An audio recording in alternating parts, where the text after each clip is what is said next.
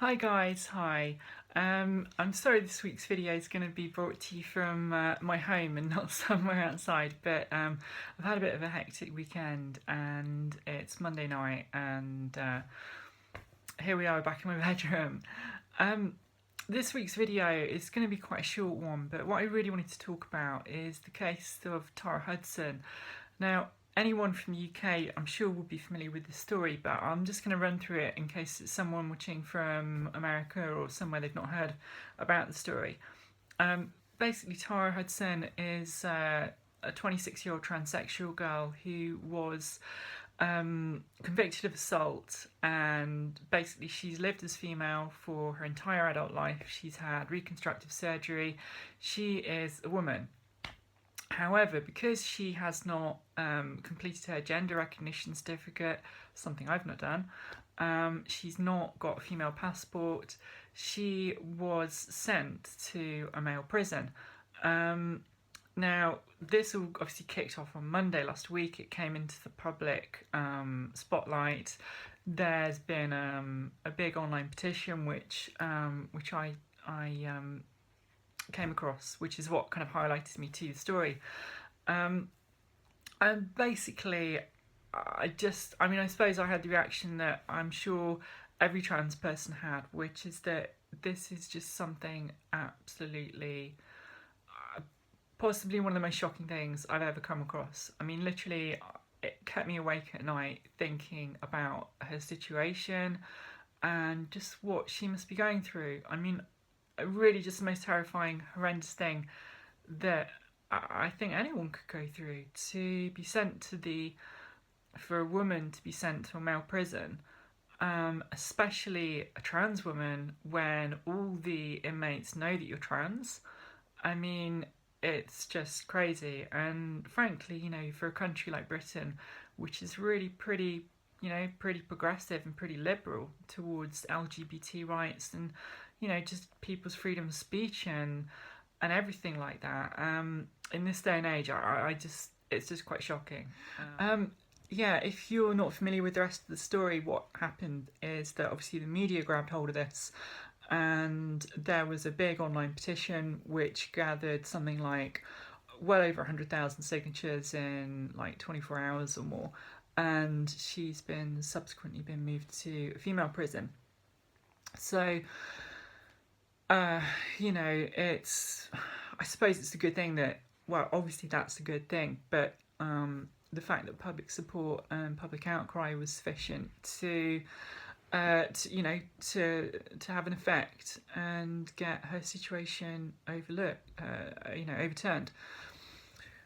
And really, I suppose one thing that happened for me that came out of this is that I was so I felt so strongly about this that I posted the petition on my Facebook. Now, for me on Facebook, I'm not out as trans. I've met a lot of new people in the last few years, and there's probably a good 200 or 300 friends on my Facebook who don't know anything about my past.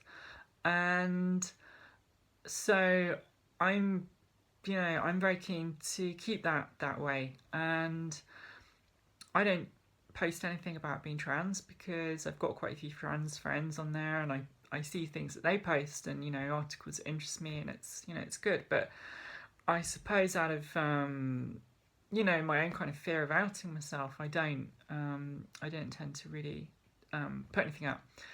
Anyway, this story made me feel so pissed off and upset, and just that I had to do anything just to post the link to the petition online, so hopefully some people could sign it. And I put it up, and then I worried about it, and the next morning I woke up and I was really surprised actually that literally about 2 people had liked it and 1 person had commented, and that's the sum total of the response I had on it. And nonetheless, I was kind of fretting about it and thinking, oh my god, I just outed myself. Should I take it down? No, I shouldn't, because that'll look even more suspicious. I don't know, it was kind of ridiculous, but I guess my point is that it made me think about sometimes there are things that you need to speak up about, and I should just stop being such a dick about it and not really worry and just post things. But at the same time, it's all very well to say that, and I'm sure a lot of people who are living in stealth now don't like to draw attention to the fact that they were trans.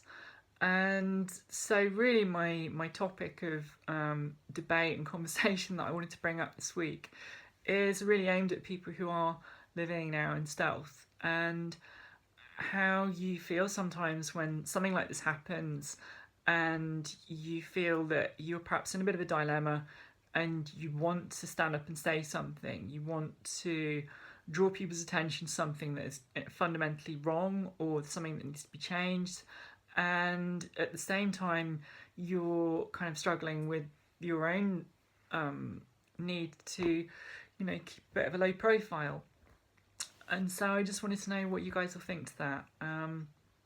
It's something that increasingly I'm finding that I do often want to post things about stuff that my friends post that I read. I put comments on there, and I suddenly noticed recently that people who follow me see these comments, so it comes up in their feed, and this kind of freaked me out. And it's the whole thing of like Facebook kind of nightmare. But yeah, that's really what I talk about. So please guys, put your comments in the box, share my video, carry on subscribing, and I will see you every Wednesday at 8 o'clock, and I'll be there. Bye.